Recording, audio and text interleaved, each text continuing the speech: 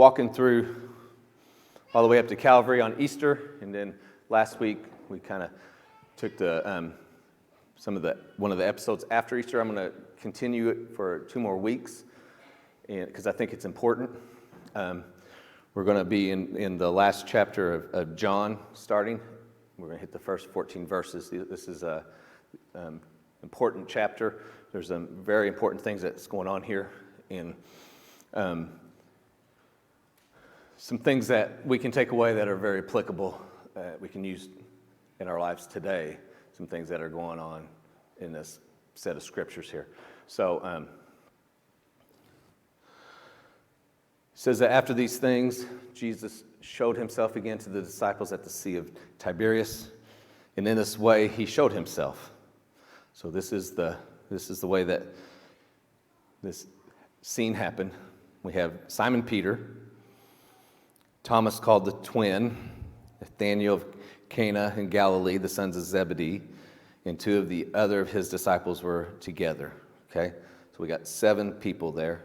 And one thing I pick up from this set of scripture right here is that nicknames have been along forever. That's not a recent thing, okay? So we got 7 guys here, and this is after Jesus has resurrected, and these guys haven't gotten their Great Commission yet, and they're kind of in a little bit of limbo. And I want you to ask yourself this morning, are you in a situation, and it might not be with your life, might not be with your finances, it might be mentally, it might be spiritually, it might be in your life, and it might be financially. But sometimes we find ourselves, and it doesn't matter what age you are, how mature you are, what you've been through, but sometimes we wake up and we find ourselves in some sort of state of limbo. And we're just not connected. We just don't have the boat anchored, or we just don't have things as solid as we need to be. And I think if you're honest with yourself, that's probably going on 100% of the time in some kind of way, because this world is so changing. This world is so rough and, so merciless that any kind of mistake or misstep or anything that's going on, any kind of change can really throw a loop at you. And sometimes, if you're not careful, you can find yourself in a state of limbo. And all those things, or a couple of those things, but if you're honest with yourself this morning, you're probably in a state of limbo in some kind of way. Okay? So these scriptures are speaking to us, because these guys were kind of, they didn't really know where to go, what to do, and they were kind of looking around each other. And what happens when a bunch of men don't know what to do? What do they decide to do? They decide to go fishing. Okay? So they decided it's a good time to go fishing. And they were professional fishermen, of course, before Jesus called them. And it says that Simon Peter, not knowing what else to do, he says, it's time to go fishing. And they all said, well, we're going with you too. All right? And what is sometimes the case when you find yourself kind of distraught and you're kind of in limbo and you make a decision to go do something? What happens generally when you make that decision?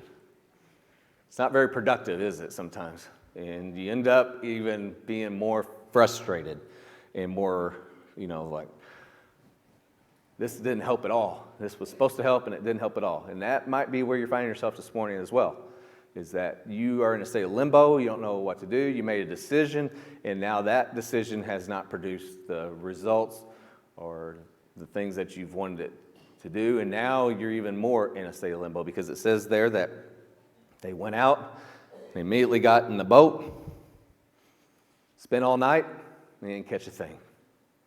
Okay? So these are professional fishermen as well, and that's insult on top of insult, right? So they're not catching anything. And then it says there, but when the morning had come, Jesus was standing on the shore, but the disciples did not recognize him. And so, why do they not recognize him? We don't know that for sure. The scriptures don't clarify that for us. They still might be in a mindset that he's not there all the time anymore. He's here and there. I don't know. They might be where they're not even considering that he would show up. But Jesus is there, and then he yells out to them, and he cries out to them, "Children, have you any food?" And I think the gist here is, have you caught anything? And I think sometimes what would happen is there would be maybe some people from some servants from some homes coming on, back and forth from the market, going to the house and back, and they might yell out, like, "Hey, I could probably buy some really fresh fish, right out of the ocean here, or the sea, and, might be able to get something." So that happens sometimes where, he had servants yelling out. So this wasn't just like a crazy person yelling from the shore, like, "You got any fish?" That kind of stuff, all right? So this might be a casual thing here, and they answer that, they just own up and say, "No, we haven't caught a thing here. We don't have anything in the boat." Okay? And let me ask you this, okay? And I already know the answer, you already know the answer, but does Jesus ever ask a question that he doesn't know the answer to?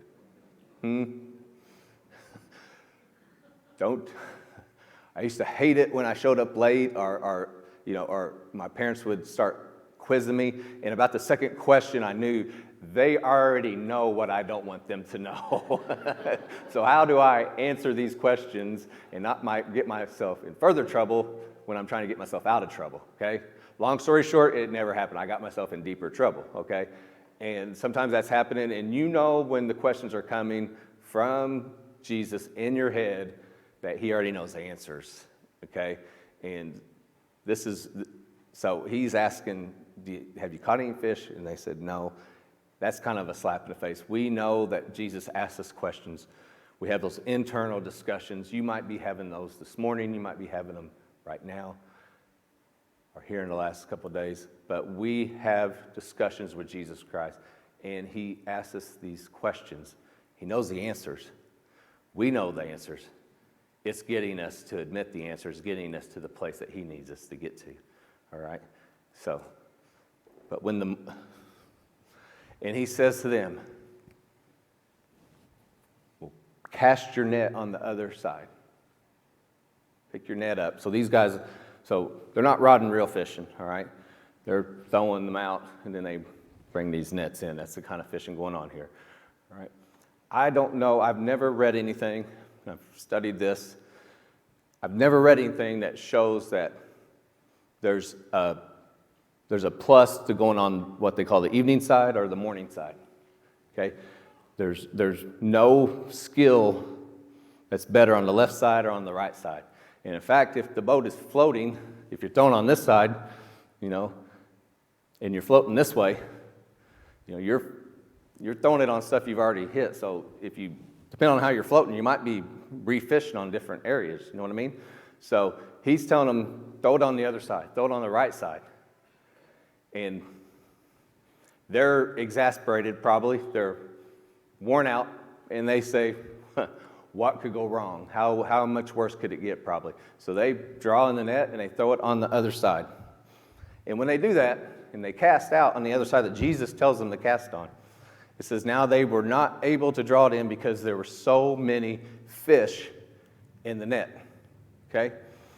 So, what's the takeaway here? The takeaway here is that there is service, and then there is divinely inspired and led service. And that is two different worlds. And the results of those two different worlds couldn't be more different. Because if we're true to ourselves, when we do things, a lot of times we do like to get credit for it. That's just natural. That's just human instinct. And when we like to be bragged on, we like to be acknowledged. We like people to say, Star Church did good, you guys did good, all that. But if we are divinely inspired and divinely led, and that is the only, bless you, and that is the only thing that we're going after, let's just be honest with ourselves. If we get to that place, the results of our service are going to be miraculous, like this is. This is 151 times greater than it was when they were fishing on the other side. When they did what Jesus told them to do, they caught 151 fish. Now, think about things in your life when you've had success. If you were capable of being divinely inspired and led, and that is the only motive in leading in your life, think about how that could be multiplied by 151 times. And think about the success that would go on in this world if that was our only motive, to be led and answered to the call of Jesus Christ. And we as a church, that should be what we strive to do. And that is what we strive to do here. But do we always own up to that? Probably not. It's tough to do, and it's tough to answer. Sometimes we get chores and jobs that we don't want to answer. We get jobs that we don't want to do. Sometimes service work is hard. It's dirty. It's smelly. It's costly. It's time-consuming. But here's the answer, is that if we're ever going to make miraculous change in this world, we have to do it led and directed by Jesus Christ and Jesus Christ alone. Thank you. Okay? And that is what happened here. All right? Now, upon seeing this, it says that, therefore, the disciple whom Jesus loved turns to Peter and says, hey, it's Jesus. That's Jesus. He identifies that there's only one person that could make something so simple be so miraculous, and that is Jesus. And upon hearing that, it says that when Simon Peter heard that it was the Lord, he put his outer garment on, because he had probably taken it off so he could fish and get dirty and wet and all that stuff. And what did he do? He jumped off the boat into the water and started swimming towards shore. It says, but the other disciples came in the little boat. So they rowed, and it said they weren't far from land. And the whole time they're dragging the net full of fish. All right? And then it says, as soon as they had come to land, they saw fire and coals there, and fish laid on it, with bread ready. Okay? So what's the takeaway here? I don't know if you know this or not. I don't know if you're able to identify this, but regardless of what's going on in your life, regardless of the trials and tribulations or the journeys that you take or the mistakes that you make or where you end up, good or bad, if you end up in a great place and a bad place, I want you to understand this, that this is always the case. Jesus is there. He has been there. He's been there. Through their trial and tribulation, guess what? He was there. They didn't know it, but he was there. They didn't identify it. Even when he was giving them divine inspiration, it took the success for them to open their eyes and see that it was Jesus. And that happens to us each and every day. But here's the thing, and I promise you this is true. Doesn't matter where you are, what you are, how you got there, how bad it is, how good it is, Jesus is always there. That is the promise in the Bible. I will never leave you nor forsake you. Nothing can separate me from you, my love for you. I will give you grace and mercy and love in the perfect level. Jesus is always there. And it's pointed out right here. And he says, bring some of the fish you have just caught. And Simon Peter went up and dragged the net to the land full of fish. I was wrong, 153. I'm sorry, not 151, 153. And although there were so many, and here's the thing, the net was not broken. Now, there's a message there, okay? And here it is.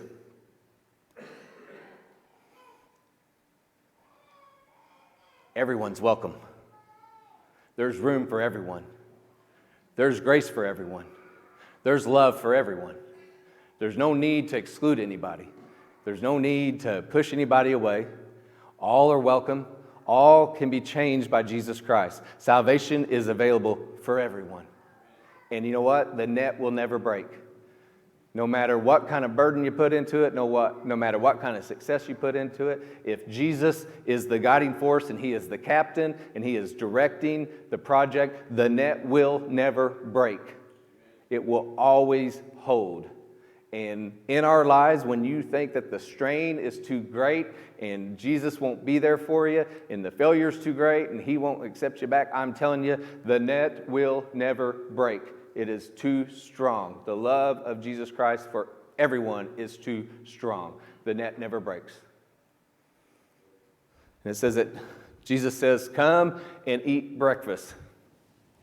This is a monumental statement right here. Do you know what Jesus Christ wants from us? Communion. He wants to have communion with us. He wants our lives to be communion with him. And I will say this, if you see a moment where Jesus Christ is saying stuff important to his disciples, teaching moments, guess what? They are usually eating. And let me say this to you again, okay? Everyone listening out there, or may ever listen to it, all right? If you want to show and have some positivity in your life, in your family life, I can give you one thing that will immediately show that. Eat together. Have dinner together. I don't know how it happens. I don't know why it happens. Put the phones away. Ariane is the phone police at our house. I don't have my phone on, but our kids sometimes are bad about doing this. Like, here's the table. They don't think you see this.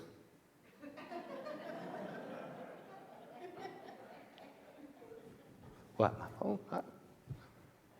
That's how it goes at our house, all right? And here's how dumb I am. I do this. Just out in the open. Put it up. Oh, okay, sorry. All right. Put the phones up. Eat together. Converse with each other. Ask questions. The statistic, teenage pregnancy goes down. Drug abuse goes down. Okay? I don't know how it happens. And let me say this too, okay?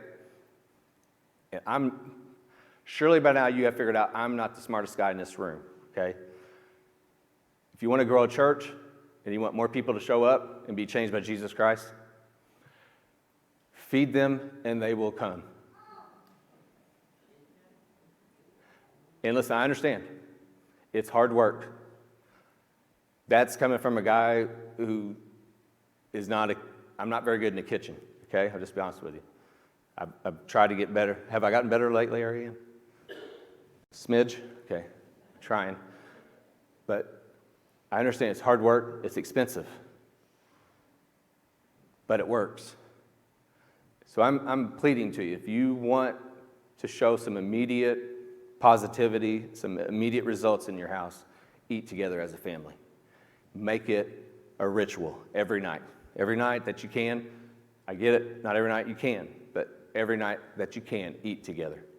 All right? It works. And as a church, we need to have fellowship over a meal. It works. And it says there that, yet none of the disciples dared ask, who are you? Because they knew that it was the Lord. And Jesus then came and took the bread and gave it to them, and likewise the fish. What is the message there? Who's still serving whom? Jesus is still a servant. What's that say to us? What are we called to do? Serve. Serve in love, not out of duty. Serve in love. I'm telling you, it works. If we reflect the way Jesus does it, I promise it works. It says this is now the third time Jesus showed himself to his disciples after he was raised from the dead. I'm going to make 3 reflections here, okay? Because this is the way that Jesus operates. This story is actually a review of 3 things that have already happened. Number 1, Jesus feeds them. Jesus fed the 5,000. They had a little bit of fish, and he provided fish for 5,000. This is the other side of this coin. Jesus has a little bit of fish. Who brings all the fish this time? The disciples. What is being said here? Jesus is telling them, I showed you how it was done. I provided the fish last time through the miracle. Guess what? You are supposed to provide the fish this time through service. I will provide the miracle. I will provide the means for you. The net won't break. I'll tell you where to go, how to fish, but I will provide the fish for you. But it's your opportunity, it's your duty to go out on the boat, go fishing, bring the fish in, and serve. We are called to serve. We are called to go out and get the fish and feed people. Feed people. We're called to go out and preach the word and feed people. Tell them how your life will be changed through the love of Jesus Christ, through the salvation of Jesus Christ. That's our job. Jesus is telling the disciples, this is now your job to go out and feed people. Okay? So Jesus and Peter, remember when the storms were raging? Jesus shows up. They were fearful. He says, don't be afraid. It's me. And what's Peter say? If it's you, really you, let me walk on the water. And when he gets afraid, what's he do? Sinks. This time, what's he do? He sees Jesus Christ. Does he sink? He dives. He plunges into the water to swim to Jesus Christ. I'm telling you this morning that it is our duty to plunge into the work of Jesus Christ. Plunge towards Jesus Christ.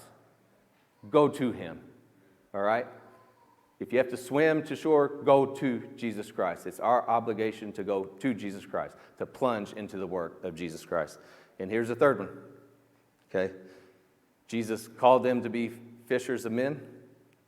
This time, he's reiterating it. Through the miracle of just taking the net and going from one side to the other side, 153 fish are in there. Guess what? He is reiterating the original calling way back in the beginning of the Gospels. And what's he say? From now on, you won't be fishers of fish, but what? Fishers of men. And what are we supposed to be doing? Isn't Jesus amazing? Huh? Isn't the Bible amazing? It's almost too simple, isn't it? That's how a guy like me gets it. After I pray about it all week, finally like, oh, I think I get it. What are we called to do? Serve.